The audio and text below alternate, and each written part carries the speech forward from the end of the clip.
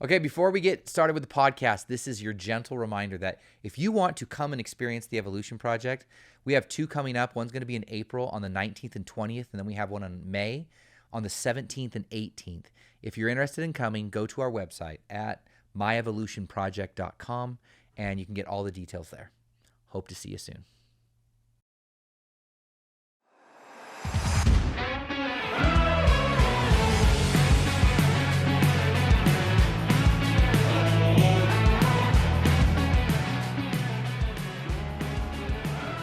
Hey everybody, welcome back to the Evolution Project. We are a brotherhood living an undivided life.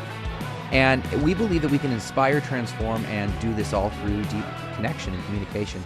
And that's kind of what we're doing here today. I got my really good buddy, Bobby Macey, Uncle Bobby, which I like your hat. Uncle Bobby, baby. Where did you find that hat? This hat.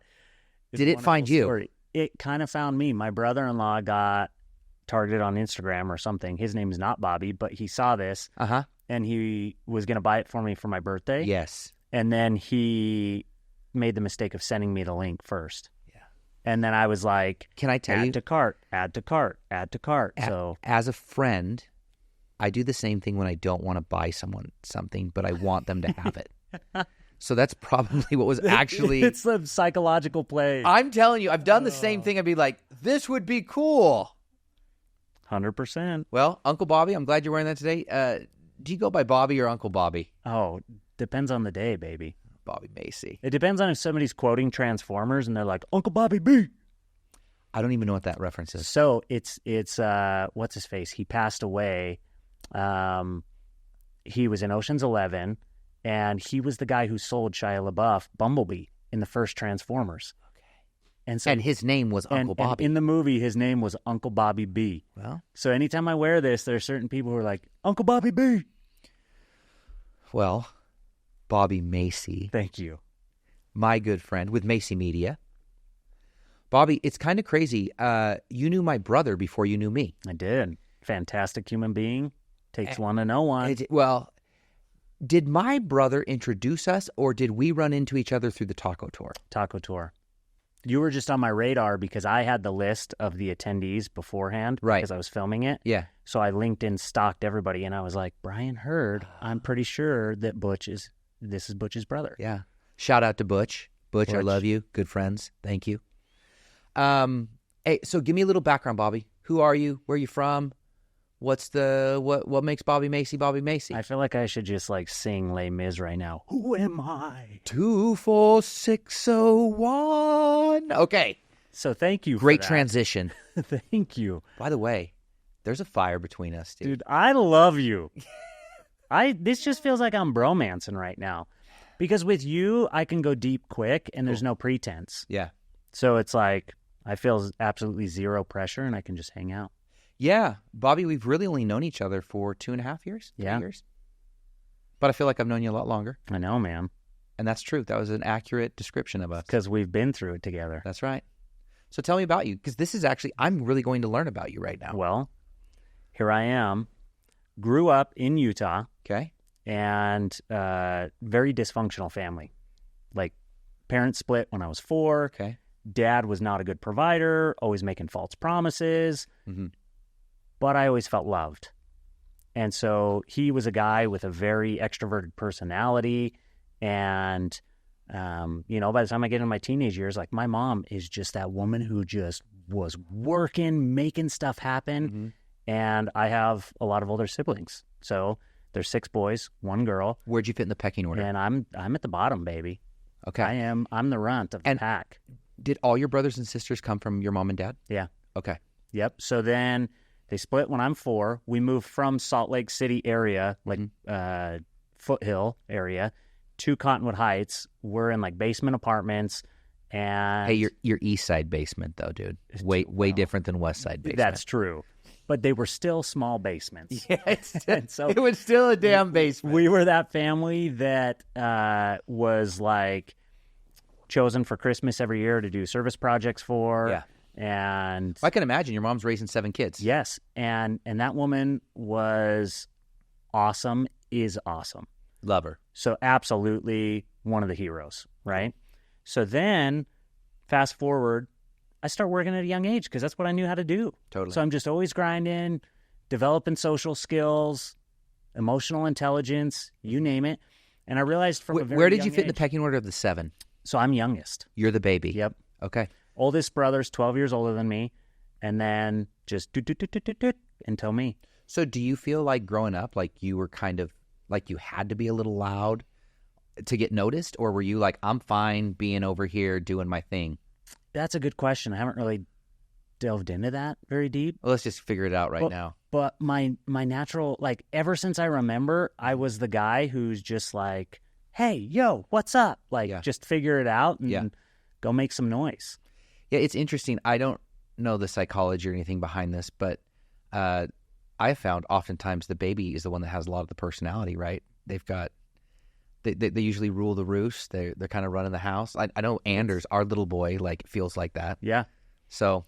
Well, my siblings would tell you that, like, there's a lot of charisma inside me. And I'm not a guy who's going to die with my music inside me. I love that, Bobby. Please don't. So, thank you. Yeah. So, grow up that way. When I'm 15, my mom remarries. This happens really quick. She had known the guy for a while. He was a widower and great guy. Recently passed away. Recently passed away. Yeah. What's his name? His name's John. Let's give a shout out to John. So, John is a good dude, but as you can imagine, like, he'd already raised his kids. His youngest was 20, and he'd been a widower for a little while. Him and my mom worked together, and ultimately, basically, they were dating at work, for that whole time. And so by the time any of us got to know him, it was just one of those things that was like, wow, that happened quick. Yeah. And I had a brother on a mission in Mexico City. I had a sister teaching English in Russia. Mexico City, I like that. And so, yeah. We're going to come back to Mexico City. Dude, Mexico City, baby. El DF. And so, anyways, I'm the youngest, and I realized very quickly, I'm like, look, he's going to have to turn a blind eye to certain things because you're walking into a house with a lot of kids that aren't your own. Yeah. I am going to be as respectful as I can be to him because I don't want to stir the pot because I also don't want him messing in my stuff. Right? And as a 15-year-old kid who's just waiting to get my license and be out of there. You were ready. I was ready, right? Yeah. And so I was always with my friends. I was working. I was playing basketball in high school, tennis in high school, you name it. And it was just, I wasn't home. Yeah. Like, we didn't have family dinners during the week. We didn't do, for being raised a member of the Church of Jesus Christ of Latter-day Saints, like, we didn't do Come Follow Me. We didn't do family scripture study. Yeah. My mom couldn't, right? So the only time we sat down for family dinner was on Sundays. And usually my mom was making the meal. Sometimes she'd eat it with us, and then she'd bounce to go to work. And so it was just this environment where you're raised by siblings, you're raised in your friends' houses, always found good people that I was friends with, and their parents became secondary parents to me. Yeah. And big blessings in your life. Massive blessing. Yeah. And so now it's one of those things where it's like, I go on a mission to Sao Paulo, Brazil, and I come home. To the bang. And to the bone. And so, anyways, I come home, and my wife, we did not date in high school. We knew of each other, but same graduating class. We had reconnected. Yeah. And she had also gone on a mission. She came home early due to some mental health reasons, and she was figuring stuff out. That's when we got reconnected. And then 7 months later, it's like, so you going back to Brazil, or are we getting married? And sounds like she chose to get married. Okay. Just So I basically was the guy that was like, I just got home. I really like where this is going, but we need to see where it's going rather than like me committing to wait for you if you try to go back out. Because at that point, you didn't know if you were ready to commit. Yeah, because at that point it had been, 1-2 months of dating. We liked the trajectory of where things were going. Yeah. We hadn't even said I love you yet. And she was needing to make decisions on, do I focus on this or do I focus on that? Yeah, and you were too. Absolutely. So this is like Bobby 21 right now? Yeah, this is Bobby at 21. And it sounds like, I'm guessing you left your house at 18. Was that like? No, so I didn't do the year of college. I mean, I did year of community college, but I lived at my house up until, the mission. Then I come home and I'm still at the house. Okay. And then grab a job, start working. And then she was at BYU Idaho, and she only had a couple semesters left. So she's like, hey, apply to BYU Idaho. And I'm like, me? You had not been to college at this point. I had done a couple of semesters at Slick, but I mean, at this point, like, I just thought I'd be that eternal student who graduated when I was 28 eventually and just always had a job, right? Yeah. And all of a sudden she shows me a different path, and she's like, come to BYU Idaho and actually like do school full-time and work part-time, and here's how we can make that work. And all of a sudden this new vision appears in my brain that had never been there before. Because I was the guy who academics were so that I could do other things. I got the grades so that I could do student government, so that I could be on the basketball team, on the tennis team. It was like a secondary thing for you. It was absolutely secondary, because I would leave basketball practice at 5 p.m. and I'd go work like a 6 to 11 p.m. shift at the grocery store. Hey, I'm sorry to backtrack a little bit here, but I just want to get the right context. So you didn't talk very much about your dad. Is he part of this life as you're growing up? So he's part of it, and he actually favored myself and my brother, who's just 2 years older than me, probably way more than he favored the other kids. Okay. I think that we had that perspective of him, like he's still our hero, he's invincible. And then as the older kids who saw the divorce and everything, they realized that he was a complicated man. Right. He was a tarnished hero. Yes. And but to you, he had a clean slate. But to me, he was a clean slate. So my dad, we'd go camping. I'd do sleepovers with him on the weekends all the time. So I just wanted to establish that because I felt like I understood more of the context of your mother than I did your father. And I just thought that was... So, and I always loved them both. And to the day, my dad died from cancer in 2019. Okay. And so it was one of those things What's your dad's name? Randy.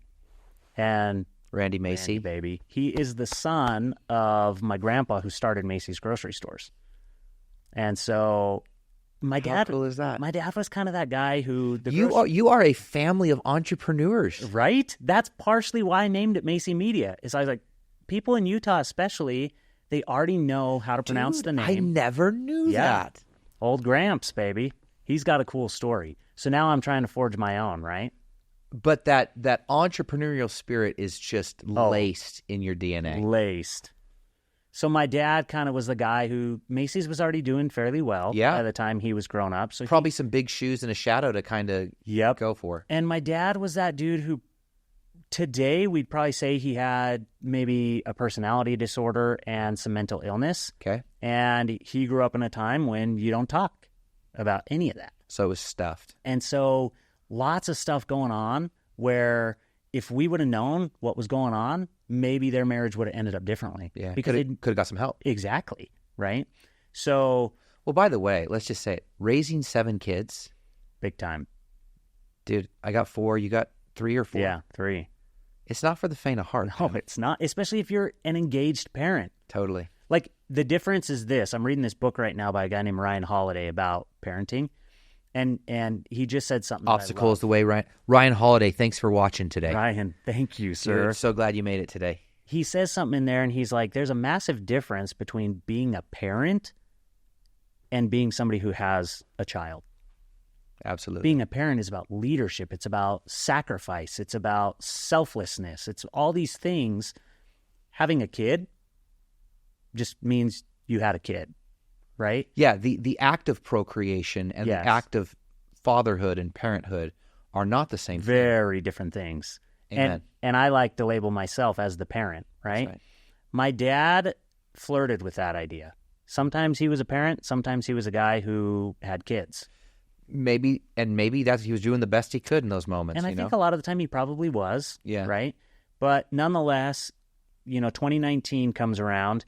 We're right before COVID. He passes away. I had started Macey Media 2 weeks prior to that. Do you kind of feel like that was like a nice tribute or kind of like a chapter change? It was, except for he was the dude who died basically as a ward of the state. And I remember I had just been let go from a salary of $130K a year. Wow. So you were going into the deep blue ocean. Yes, and I had been let go. So I was preparing to launch Macey Media. I already had the domain. I'd created it spiritually, so to speak, right? But I hadn't done anything physically. because I still had my salary and I had the golden handcuffs, so to speak. Yeah. And then I walk into this layoff and they give me a 2-week severance, and it's like, well, hon, guess what? you good with this? Yeah. And she's like, it's now or never. Let's go. 2019. Yep. October 2019. 5 years ago, dude. Yeah. Not even 5 years ago now. Yep. Okay. October will be 5th anniversary. Isn't it interesting, these moments in life that, right, it could have gone both ways. 100%. And is it fair to say that was one of the best things that ever happened to you? Oh, my goodness. That was part of the hero's journey for me. Right? Can we warm up the hero's journey a little bit? We in can, the but I have now? to tell you one thing. Okay. So my dad, this is the dude who was financially irresponsible his entire life. Like, my inheritance was a recliner from R.C. Willey that I think was supposed to be repossessed and never was repossessed. And so I have my... Kids, don't throw that away. I have a recliner as my inheritance for my dad, and the rest was like, we were getting collection calls right all the time. It was kids. A disinheritance. Exactly, right? So my dad, giving you that context, my dad, the day that I told him I started Macey Media, he's like, you know you have a mortgage, right? And kids. And he was giving me the speech of like, that's too risky, Bobby. Yeah. And blah, blah, blah. And I'm like, Dad, who the explicative are you to give me this advice? I haven't decided if we can cuss in this podcast yet, so I appreciate you leaving it open for that. And I'm not a big cusser anyway. Yeah, okay. Thank you, Bobby. And so... I don't know if I want the explicit lyric in the thing, but I also like the authenticity of it. Yeah. So thanks for leaving it open both ways still. Well, you are welcome. After we'll figure it out better. We'll talk about it. Okay. But he's not even going to have to bleep this out. Yeah. Right? So basically, your dad is essentially trying to protect you Yes. from his life, but it's not what you want to hear in that moment. No, it's not what I want to hear, because I have had a conviction inside me that's been telling me for a while, it's time. Like, you want to talk hero's journey? Let me introduce you to hero's journey. Okay, this is where the bus... We just warmed it up. Dude, Moana. Love it. Entrepreneurship was the ocean, Yeah. and I'm Moana. Yeah. And it called me. Called you. And I am sitting there, and But everybody's telling you, don't leave the reef. Absolutely. You Don't make leave how the much island. money at age 31, and you da-da-da-da, and you have a house, and you have 3 kids, and you have cars, and you whatever, right? And thankfully, we have always lived within our means, and so none of those things are crazy. I mean, you've been to my house. It's not a crazy house, but it's a nice home. Nice home. Yeah. And so, anyways, this is something where I'm like, look, now's the time. I have to prove to myself, because there's a feeling inside me. There's a call. There is a call that I cannot ignore. Yep. And so that was, I launched my website in a weekend. Like I told you, I had already created it up here. Yeah. And I had freelanced before. I was comfortable sending invoices. I was comfortable doing sales. I was comfortable doing some of these things. But the house wasn't riding on it. Yes, right? And now that was vacation money in the past. Totally. Or to pay a little bit for Christmas, have a nicer Christmas, whatever, right? Yep. But now it's like, okay, my first client, dude, we go film a video with a mechanic, and I charge him $500, which I knew I had undercharged him for this, but I'm like, I just got to make money. Something. Right? And he tells me after the first shoot, you're too expensive. I can't do this every month. And I'm like, ugh. Yeah, it's a good narrative to get stuck in your head right out of the gates. So then, like you're doing now, I start producing content, because this is what I know. Yeah. I produce content on social media. I post it. People see it. They self-select. And I'm like, look, I have to let people know what I'm doing. How can I expect referrals? How can I expect XYZ if I'm not telling people or sharing with people what my needs are, right? Mm-hmm. And I'm never asking them like, hey, will you send me a video client? I'm not the hard sales guy. Yeah. I'm the guy that presents you with enough information for you to make a decision on your own. Mm-hmm. And when you need me, call me. You're likely going to call me because you want to work with me rather than the other person who points a camera at you, right? And we could say the same thing for Cameron. Massively wonderful personality. Let's give a shout out to Cameron. Yes, Cameron let's give Monahan. a shout out to Cameron. Because there he is. He's in the audience. I see him. Because Cameron, thank you for being here today. There are a lot of people who can point cameras and set up audio gear. Yeah. Fewer people can relate to you on a personal level, help coach you through that experience, and master their craft. Dude, true story. Today, we recorded the first episode. It was an hour long, and I am sure it was sluggish and painful at parts, right? We finish. Cameron does the coach call. He's like, hey, so this was good. We could work on these things. We're like, let's go to lunch. We go to lunch. He's like, here's how we need to do this. We need to tighten it up. We're going to do this. We come back. We reshoot the same one we just did. 30 minutes, way better, tighter content. And I was like, doesn't surprise me at all. It was so cool. And then it was so great because I'm like, dude, Bobby's coming in here next. Like, this is going to be a lot of fun because obviously we're like kindred spirits here. Yes. And the hero's journey, I'm so excited to dive deeper into that with you as we've already started to talk about it, because that is the essence of life. Bobby is the hero's journey, and the hero's journey is Bobby. So you feel this calling, you start doing it, you have this first run, you're trying to make it out of the reef, and ship gets wrecked. I get slapped in the face, right? And you're like, and so did you have a moment of doubt? Oh, absolutely. I'm sitting there and I'm praying and I'm like, God, I know what I felt, and I know I need to be doing this, but I have a limited savings account. Yeah. And I need to move. I'm feeling the pressure of providing for my family. Yep. And so I think one of the blessings is that if you go back and you look at my content in 2019, yeah, it was okay for the time, right? Well, you got to start somewhere, dude. Yeah. And I had already been creating a lot of content, and so my company's offerings were based on what can I do to be a solopreneur, right? Yeah. And then eventually grow a business. So like today we have a team of 7 people. Yeah. But in 2019, it was just me. Do you want to give a shout out to the 7 people? Oh my goodness, they're great. I got two web dev guys. I've got an SEO They're guy. watching this right now too. I hope so. I got 2 videographers. You have a business, Bobby Macey. Now I do, right? You have employees? We just moved to an S Corp, baby. It's like, what? Let's do a slow clap on that one. Thank you. So it's this beautiful thing, but it's unfolded over time. Yeah. I couldn't see the end from the beginning. Yeah. And so I just had to trust, and I felt that, right? So that $500 client that tells me I'm too expensive for that video, I'm like, dude, that was like a $2,000 video, and I gave it to you for $500 because I was desperate. Yeah. And then he cancels. Next month, video shoot, another video shoot, $7,000. And I'm like, okay, we can go into Thanksgiving with $7,000. Right. Like, I got some air. Yeah, that's less than I was making from a monthly standpoint before.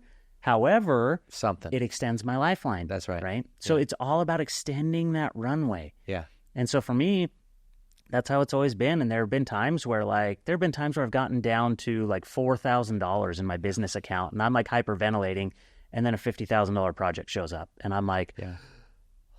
So Bobby, what's the lesson in that? I mean, because like there's people that are listening to this right now that probably identify a lot with the hero's journey, identify a lot with the call, identify a lot with obstacles along the way. What's the golden nugget in this? And I'd also like to ask, who were your allies and mentor if you had one? And we'll pause right there. So I'll dive into a few things. Okay. So let's talk about allies. I've created a lot of friends over the years. Yeah, great. Yeah. And my friends were my allies. A lot of my friends were just rooting me on. And if they thought that I was crazy, then thankfully they weren't telling me that to my face. They were just saying it to their spouses. There were 1 or 2 people in what I would call my inner circle who very gently said things like, well, why don't you build this on the side and go get a full-time job? And they were just saying it out of concern, right? And that's how they've been trained, because neither of them are entrepreneurs. Yeah. And I mean, you think even your father, right? 100%. Like, really, what was he doing? He was just talking to himself. That's 100% it. Everyone's always just talking to themselves. You've already got a house. You've already got good vehicles. You've got 3 beautiful kids, right? And so this perception of safety was the umbrella that was over all of their Bobby, their but is actions, safety even real? No, it is not real. Because, I mean, you lost your job, too. Like, Absolutely. a very safe job. And that wasn't the first time. In 2017, I had been laid off from a different company that I worked at. I'd been laid off twice. Yeah. And it's just one of those things where I'm like, safety is not real. Yeah. Living and breathing every day is a risk. Every time you get in your car, it's a risk. Yeah. Every time you do anything, there's a risk associated with that. Totally. And I think about the people who came before us, and I'm like, look, 401ks have only been a thing from like what, the 1960s, 70s? Yeah. Like, what did all these people do for retirement before that? Yeah. There's just so many things that are like safety is a perception. Yeah. And now I'm poking a hole in that, right? And I'm saying I'm going more primitive, where I'm going to hunt, kill, and eat. So I was watching this thing, and it was Tony Robbins, and he was talking about certainty. And he said, the more certainty you desire in your life, the smaller your life will actually be, right? Yeah. And so life is like on this pendulum of dichotomy or paradox, right? And so I find it so interesting is like some people are searching for the most certain life they can possibly find, right? And they wonder why their world is so small. Well, think of how many people are contributing regularly to their 401k right now, but they're drinking slow poison in their jobs. Yeah. Is that really safety? Think of how many people have saved all of their money and made all these right decisions to then stop working between the ages of 65 and 70. And they get cancer and die. Get cancer and die. Bobby, right now I'm drinking water. Beautiful, man. I'm almost hydrated. I'm almost like at that. 3 o'clock and keep drinking because I want to be healthier because I want to enjoy all of my life. But you know what? You are a guy who's living in the present as well. You're making moves now to enjoy your family, enjoy your friends. Amen, brother. And that's what I realized I was missing. Like, I have always been the guy who has from 8 to 5 or 9 to 5 or whatever, I got to go do that. I'm limited. I can't go get a haircut at 2 o'clock, even though I'm like yearning for that. Yeah. I can't go get an oil change at 10:31 a.m. Right.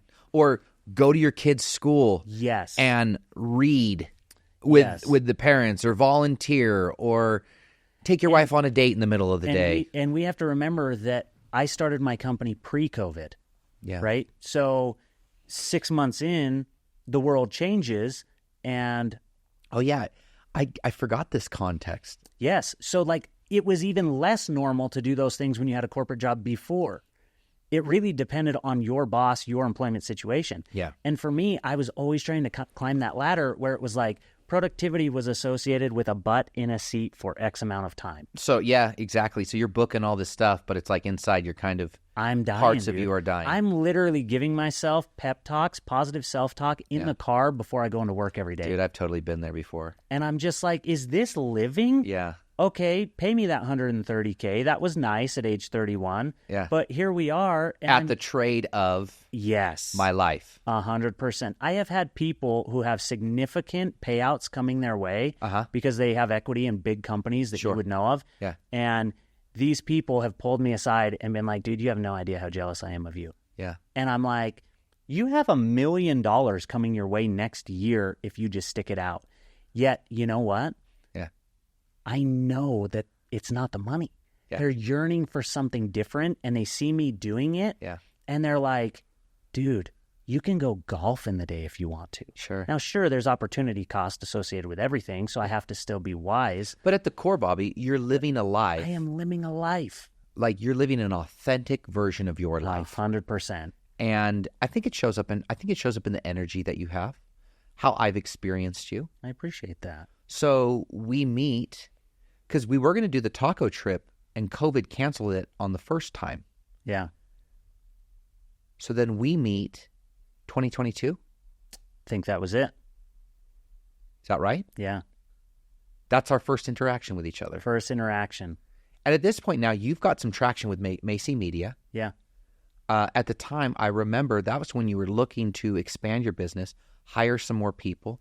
The business of Bobby Macey, solopreneur, had run its course. Absolutely had.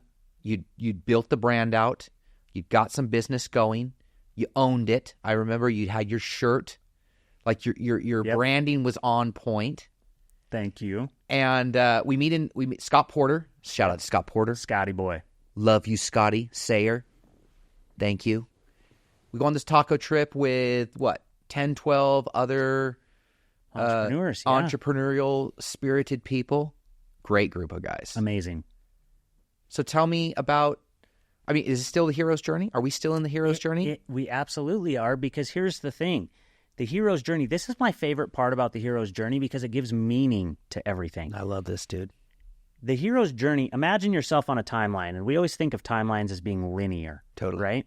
So then on a timeline, you have these side journeys that ultimately end up bringing you back to your core timeline. Mm-hmm. However, you learn, you change, you experience, and you come back a different person on your core timeline, right? So I envision it as like, if you think of Marvel with all the branches that sprout off. Are we going to get into like multiverse? Because I am completely lost. Well, I'm bringing Every time it back. they bring I'm up not getting deep in multiverse, there. I literally sit there and I'm like, what the hell is going on right now? It's just the visual of a timeline that branches off, but instead of it being a ton of different people who have their own timelines, it comes back, right? Yeah. And so I'm still me. I'm the only Bobby, but I'm having these experiences that some people call them stepping stones. They call them taking your lashes. They call it the journey is the destination. I call it conversation with life. Is that like it? Would that fit in the framework of it? Perfectly, and I like that better. Yeah. No surprise. Thank you. Coming from you. Well, you're welcome. So conversations. We're going to with trademark life. that quickly right now. Yes. Hashtag conversations. Hashtag conversation with life, branded evolution project. I'm telling you though, this is a beautiful thing. Yeah. Because think of you, like sometimes I would sit there and I'd be like, so I'm here, I have all this energy, I have this beautiful family, and I'm supposed to just spend that much time just working, just to provide. Yeah. And then one day I die. And like, yes, I have great hope for what's to come, and I think it will be better than even this life. However, I'm like, while you're in this life, like, I don't want to be sluggish in this life. Yeah. Like, I don't want to be stagnant.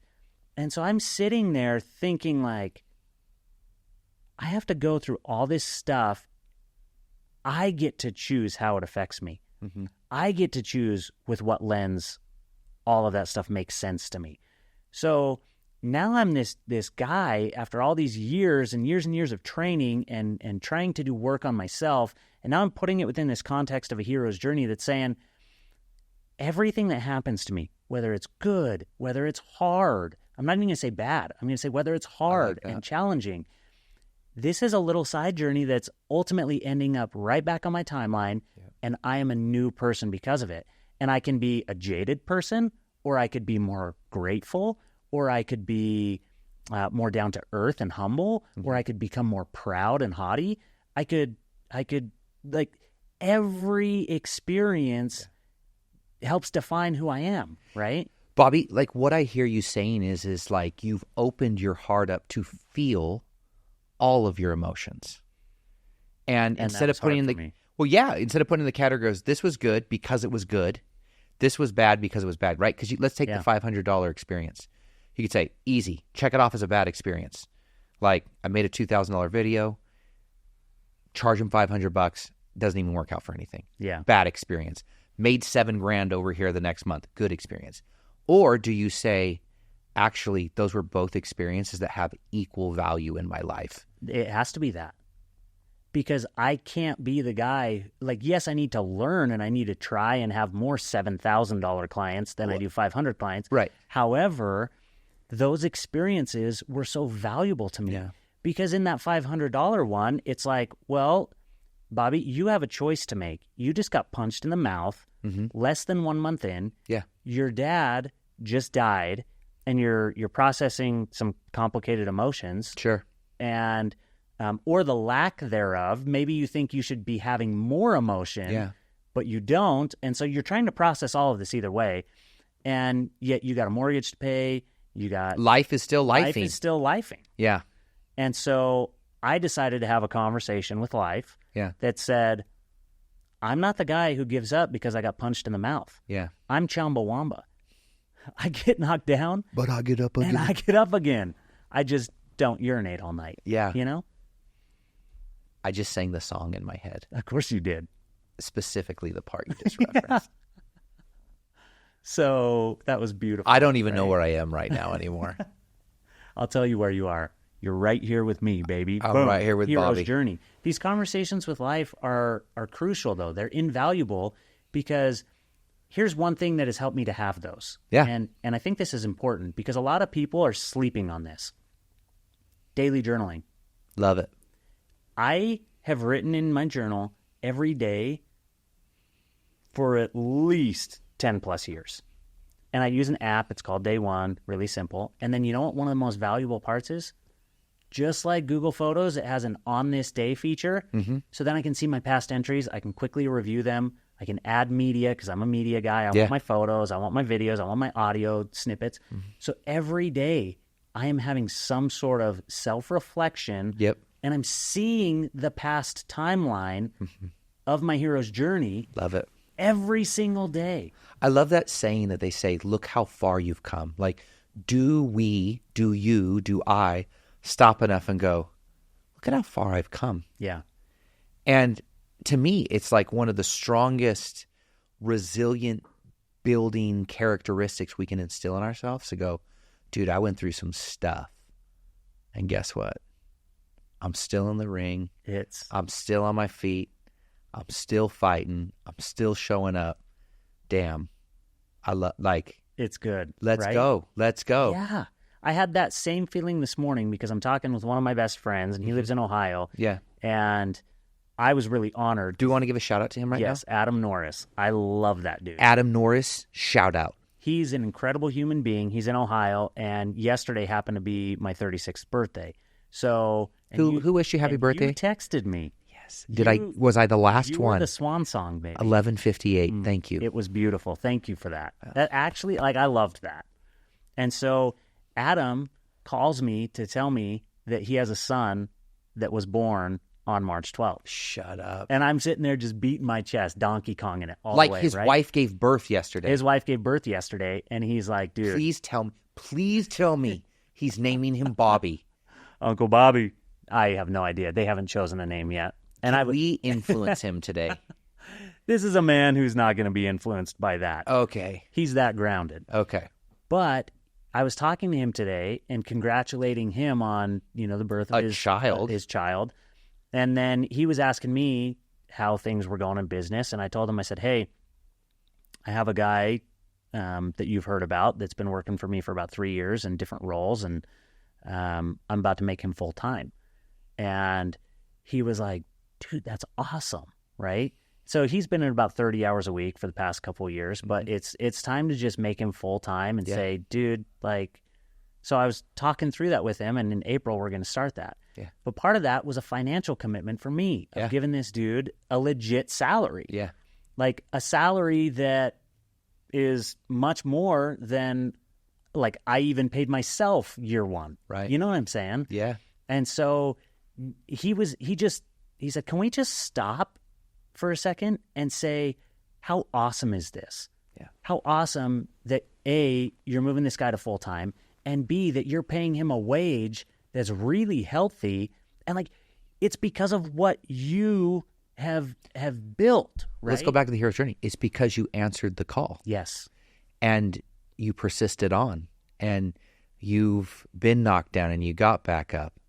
So, Bobby, staying on this hero's journey, obviously, everything leads to the cave, right? Yes. Joseph Campbell says, Sir Joseph. I know. Shout out to Joseph Campbell. We're going to shout out to that guy a lot, dude. We could just call this the Joseph Campbell 100%. podcast. He says, the cave you fear holds the treasure you seek. So this is my question for you, Bobby. What's the cave, dude? Obviously, we're always working through it. The hero's journey is a transformational journey, spiraling upward, compounding upon itself. What's been the thing? It's dude, I've really learned this about myself. Here's the deep, dark parts that I've really learned. And because I've gone through this, because Bobby, I experience you as a person that shows up wholehearted. I experience you as a person that's in the conversation with life. I experience you as a person that's doing the work, right? That's probably one of the reasons why we really vibe, you know? So what's that thing that's dude, I've really worked through this and and it's okay to be proud of yourself, You know what it is? It's it really comes down to the cliche statement, and I only say cliche because people have said this a lot. Yeah. It comes down to you keep pushing. Yep. You keep fighting. Yeah. The Lord loves effort. That is what it really comes down to, right? And so for me, I've just come to realize that, like, look, it's about keeping myself in motion. Yeah. Once again, going back to Sir Isaac Newton, once again, I guess we haven't even mentioned him, right? He's the brother of Joseph Campbell, I think. Yeah, I think he is the brother, if not distant cousins. Yeah. An object in motion stays in motion. Yep. Right? And so for me, I had this rude awakening. It was like, I can literally do anything I want if I put myself into motion to do that thing. And I'm constantly having to make decisions. And so how do I spend my time? How hard do I want to push? Because I could easily be a workaholic. I'm convinced that I would be a multimillionaire right now if I wanted to just be Put a your head deadbeat down. dad. Just, do it. Yeah, if I was a deadbeat dad and wanted to raise the middle finger to my family and use that excuse that is like, I'm grinding for 5 years so that we can have all these other years. No, that's not me. Yeah. I'm living along the way. Love it. And I'm willing to take it slower because I want those experiences with my family. I don't want to create enemies who then don't like me 5 years from now when I'm a multimillionaire. You know what I'm saying? Yeah. And by the way, and it's not even a guarantee we're going to be a multimillionaire, right? So it's like, But I have this intrinsic belief inside me that it's like, dude, I choose what I want, and then I enact a plan to go after that. Yeah. And I'm going to have pushback. That's part of the hero's journey. But I have this ridiculous confidence in myself that is not coming from a sense of pride or cockiness. It's coming from this sense of like, I have already been the dude who's been ripped open so many times that I've sat with my own pain enough that I know you're resilient. I'm resilient enough to say, if I want that, I go get that. I can do it. I absolutely can do it. And just because I don't know how today doesn't mean I won't figure it out. Yet, right? And so that's my philosophy. And then I have to make decisions along the way. Yeah. And some of those decisions make the goal or the obstacle a little further off. It pushes them off. And some of those decisions make it closer, right? But you're doing the work. But I'm doing the work. And so it's this divine sense of like, look, I believe that I am a spirit child of a heavenly Father, a God. Yeah. And if he can create universes, and if he can do all these things, why can't I do X? Yeah. Well, and absolutely. Why is he not there for me to help me manifest these things in my life? 100%. You know, interesting story about John D. Rockefeller, okay? So there's this story about John D. Rockefeller where he was supposed to get on a train and go back to New York. Some kind of business deal was happening. It was actually the part before he was the John D. Rockefeller, right? Before he was the big dog. And some things happened on his way to the train station where he missed the train. And as fate would have it, the train ends up getting in this train accident and all these people die on the train. And John D. Rockefeller decided from that point moving forward that like God had established his life and he was like, I got a mission to do. I'm going to go out and do it. God saved me. He wants me to carry this torch forward. You know, and then he goes on and builds Standard Oil Company and all these other things. Now, keep in mind, like that was his thing. But to me, it's the meaning that we put to our experiences. When we can put meaning to pain and challenge and all of a sudden that context of, like you said, good and bad disappears and you go, no, this is just my life. Yeah. And I'm going through it. I'm the hero of my own journey. And I'm going to keep persisting until. And that's just who I am. That's what I do. And God's ordained Bobby Macey to go be the hero of his own life. Yes. You actually are the reason why I recently just finished the book, The Alchemist. That book has... Shout out to Pablo Coelho.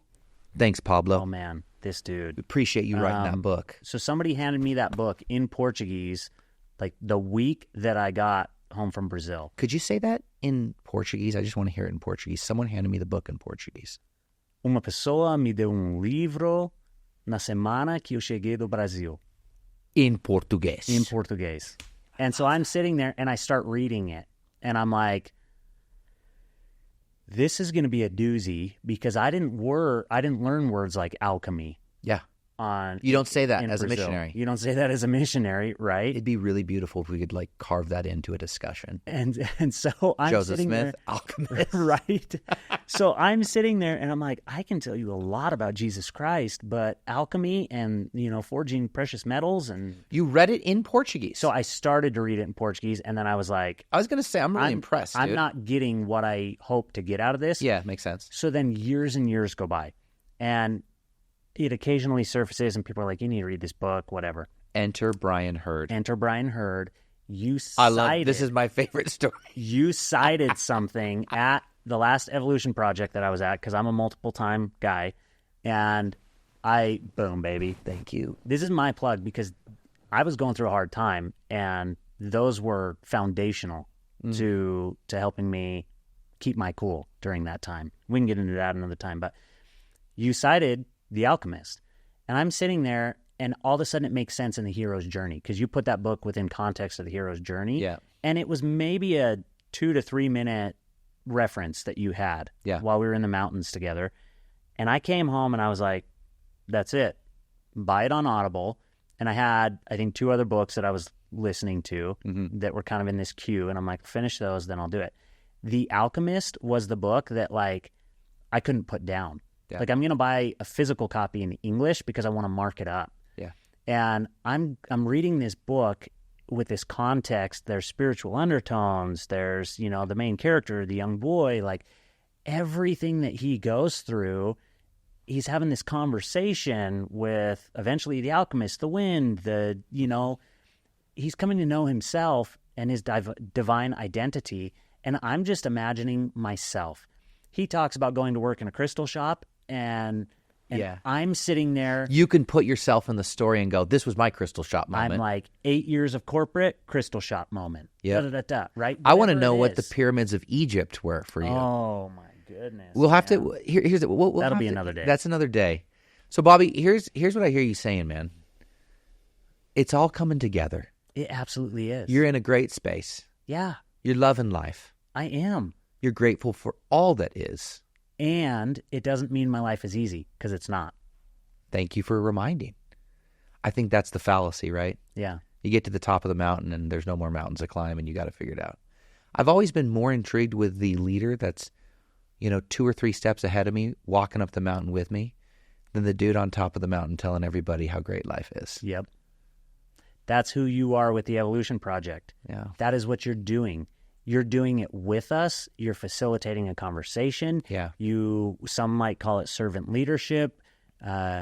It's take a Tony Robbins or a Grant Cardone or some of these other folks, and it's like they're up here and they can motivate people by telling them, well, just do this or just do that or blah, blah, blah, blah. And it's kind of a no excuses thing.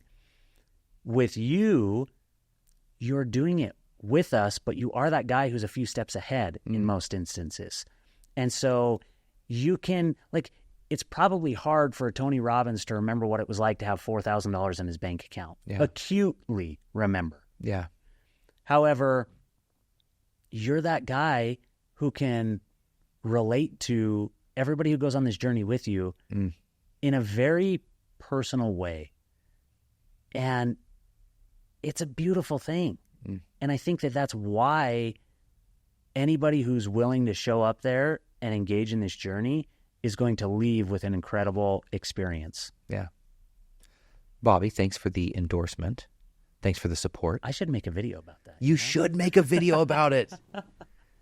Hey, everybody. Macey Media, Bobby, he's actually the one. If you go to our website, myevolutionproject.com, you can watch the video that Bobby made.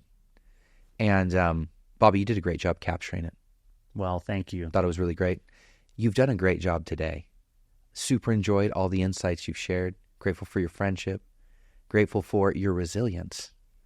and taking time today to be with us here on the Evolution Project.